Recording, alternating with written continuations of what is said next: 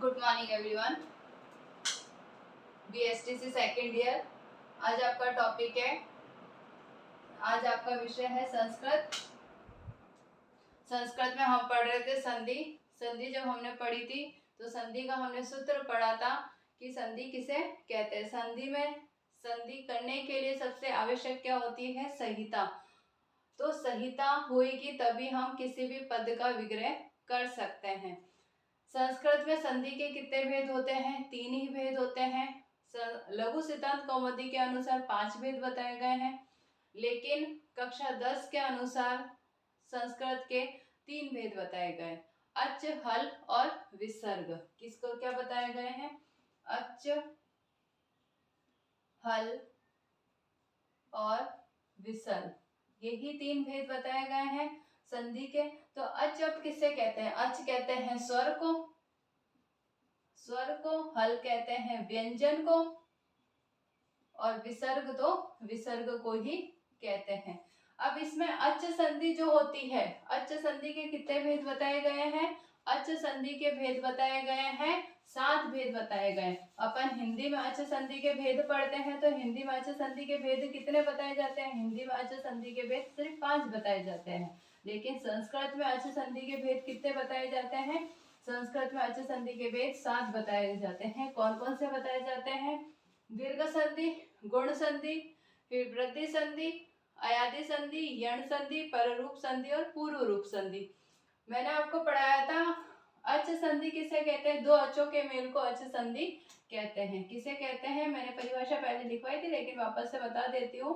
2 अचों के मेल को अच संधि, अच संधि कहते हैं। अब अच संधि के भेद जो बताए हैं, 7 भेद बताए हैं, जिससे मैंने सबसे पहला भेद बताया था आपको दीर्घ संधि। अब दीर्घ संधि किसे कहते हैं? पहला बताऊंगी, दीर्घ संधि। दीर्घ संधि का मैंने आपको संस्कृत में सूत्र बताया था।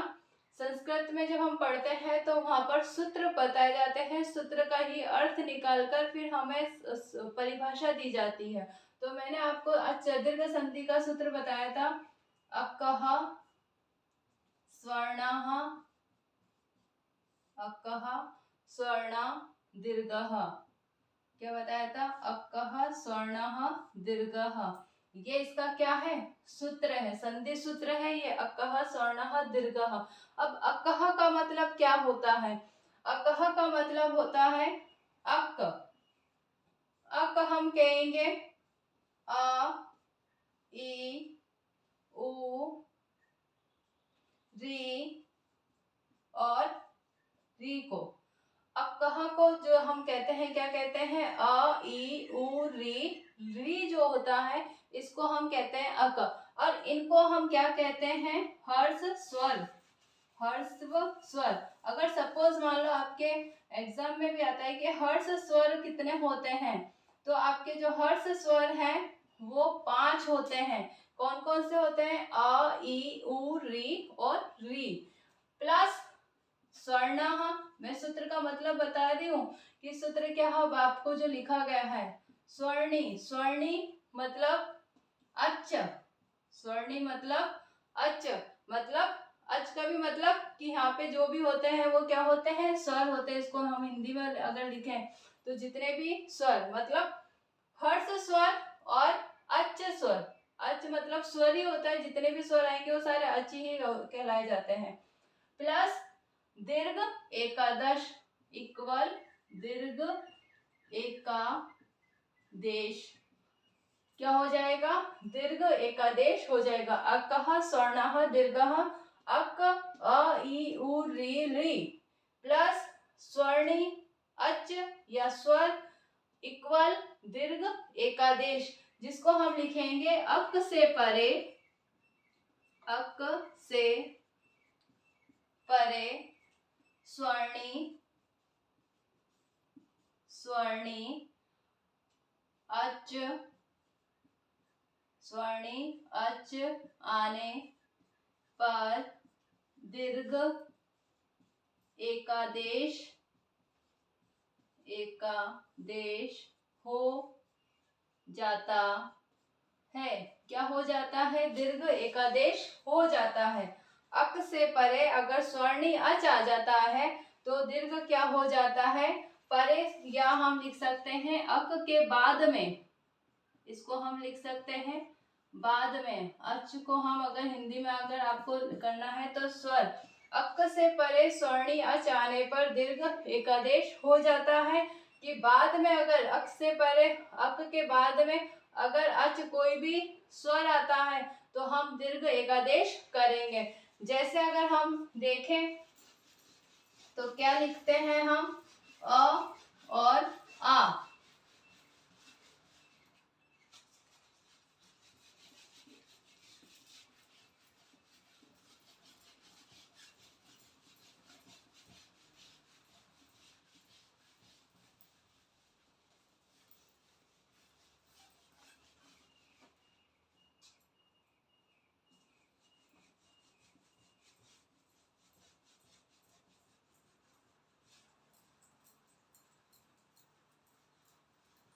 क्या आएगा?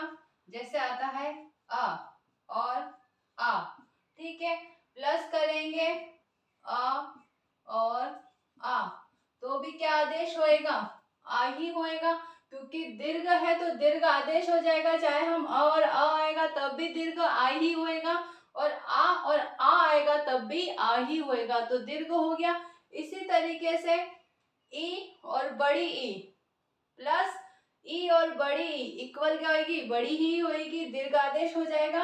इसलिए हर्ष से जो स्वर होते हैं वो कौन कौन से होते हैं, या दीर्घ संधि के अगर हम स्वर देखेंगे तो अ, ई, उ, री, ये 5 जो स्वर होते हैं वो दीर्घ संधि के अंतर्गत ही आते हैं। जैसे अगर हम उदाहरण देंगे तो मैंने आपको उदाहरण बताया था महात्मा। क्या आएगा? महात्मा, महा प्लस आत्मा, क्या हो जाएगा? महा प्लस आत्मा।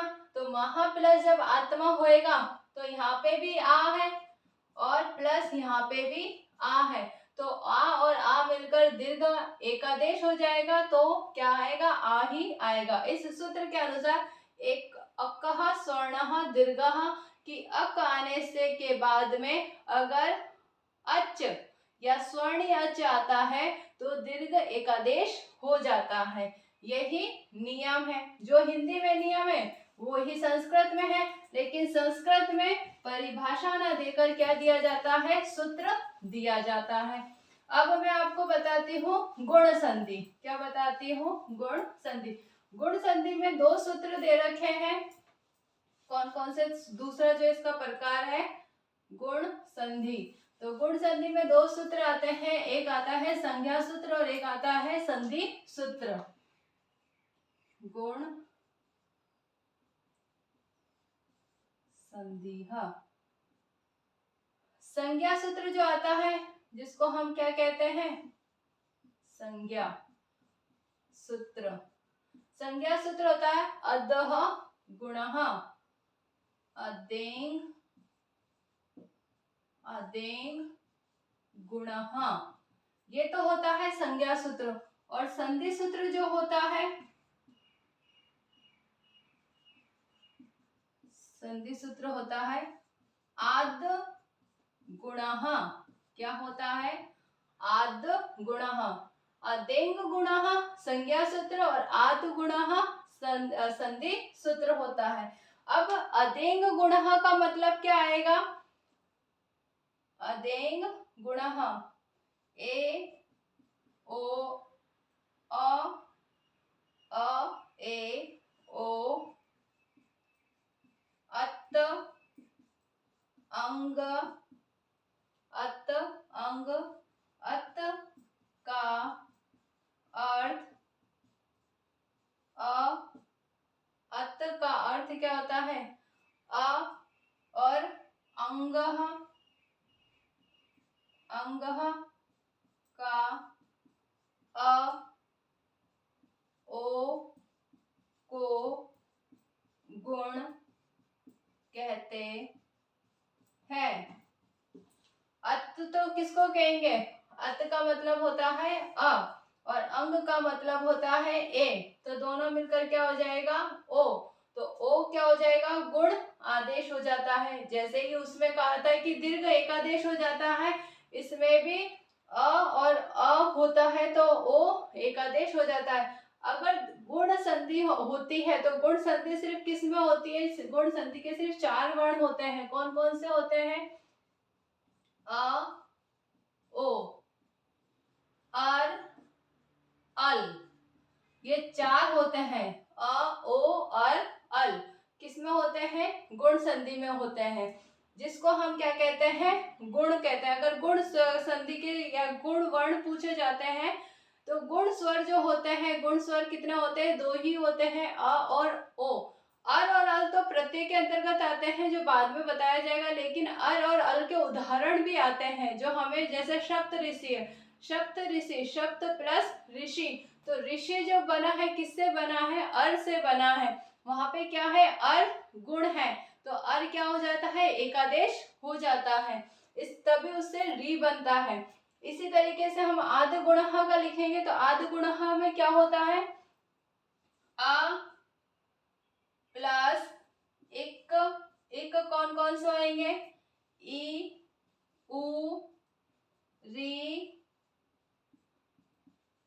री को गुण एकादेश, को गुण एकादेश होता है। इसकी डेफिनेशन में अगर इसको हम लेंगे तो इस तरीके से हम इसको लिख सकते हैं।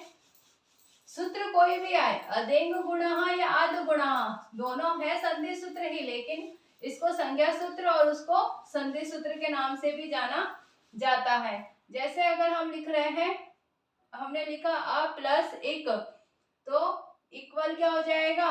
गुण हो जाएगा। तो इसको हम लिखेंगे अ वर्ण के बाद, अ वर्ण के बाद एक आ गया तो गुण एकादेश, एकादेश कर दिया जाता है। क्या कर दिया जाता है? अ वर्ण के बाद में अगर एक, एक कौन कौन से होते हैं? अ, ई, उ, री आ गया तो गुण क्या हो जाएगा? एकादेश हो जाता है, कि गुण उसकी जगह आ जाता है। जैसे मैं बताती हूँ आपको, क्योंकि संधि आपने पढ़ रखी होगी, ऐसा नहीं है कि नहीं पढ़ रखी होगी, लेकिन संधि जो है कुछ कुछ हिंदी में भी चलती है, तो हमें हिंदी वाली संधि ही याद रहती है, संस्कृत वाली याद नहीं रहती है। लेकिन संस्कृत में अगर गुण संधि आएगी तो आपको सूत्र भी लिखना होगा और उसके एग्जाम्पल भी आपको देने होंगे और उसका मीनिंग भी बताना होगा, क्योंकि संस्कृत में सूत्रों के अकॉर्डिंग ही काम होता है, से काम चला जाता है, वहां पर परिभाषा या डेफिनेशन नहीं आती है। तो जब हम करते हैं तो अ प्लस ई, अ प्लस ई होएगा तो क्या हो जाएगा? ए। तो ए का उदाहरण मैंने जैसे सबसे पहले बताया था, देवेंद्र शब्द आता है, देवेंद्र, तो इसका संधि क्या होगी? देव प्लस इंद्र, देव प्लस इंद्र, अ प्लस ई बराबर क्या हो गया? ए। संधि जब हम करते हैं, पदों को हम तोड़ते हैं, विग्रह करते हैं, तो विग्रह जब हम कर रहे हैं तो उसी जगह पे विग्रह होएगा जहां पे सार्थक अर्थ निकलता है। सार्थकता पदों की होना आवश्यक है। हम कोई भी शब्द ले रहे हैं, उसका पीछे मीनिंग नहीं निकल रहा है जहां से हमने इस शब्द को तोड़ा।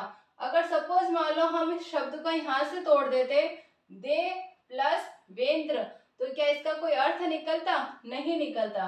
देव भगवान को कहते हैं और इंद्र देवता, जो इंद्र देवता है उनको कहा जाता है। तो हर पद का मीनिंग निकलता है, चाहे पूर्व पद हो चाहे उत्तर पद हो, दोनों का पदों का मीनिंग जहां पर या अर्थ जहां पे निकलेगा वहीं पे क्या होगी? संधि होगी। अन्यथा संधि नहीं हो सकती है जहां पर मीनिंग नहीं निकलता हो।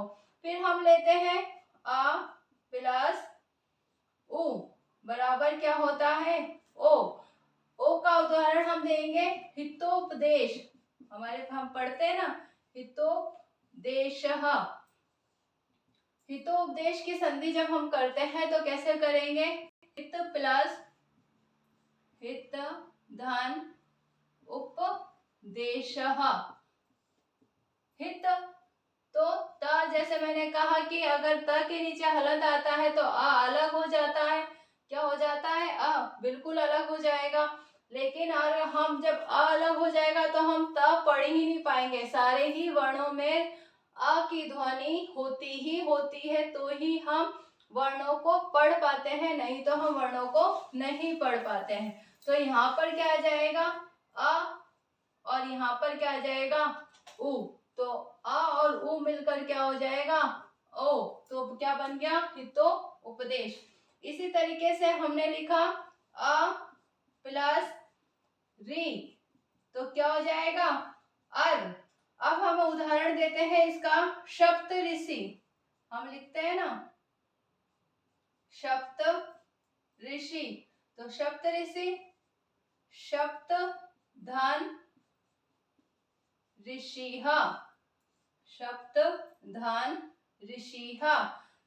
ऋषि री अर, जहां पर यहाँ पर क्या आएगा, ये अर होएगा और यहाँ पर अ प्लस री, तो क्या हो जाएगा अर हो जाएगा। अर आ गया तो सप्त ऋषि।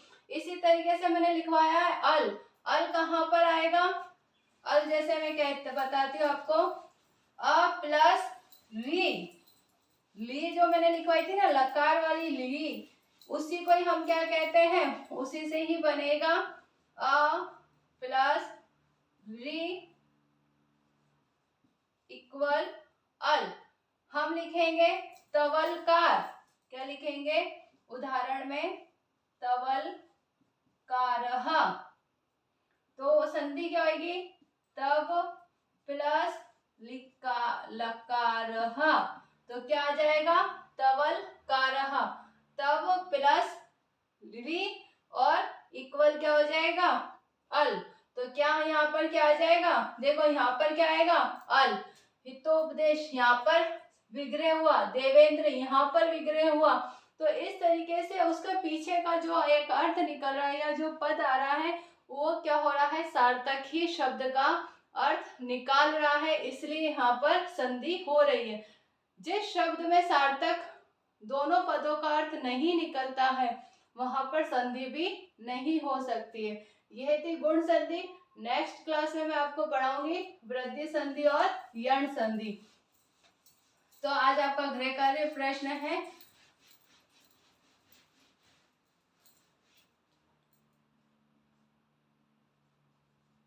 गृह कार्य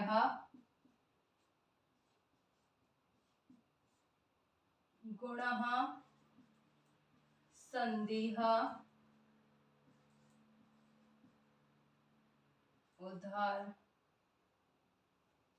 गुणः संधिः उदाहरण सहित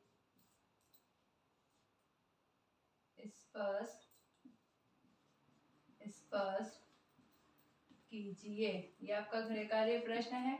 घर पे रहिए, सुरक्षित रहिए, जब भी घर से बाहर जाए मास्क लगा के जाए, सोशल डिस्टेंसिंग का पालन करें। Thank you.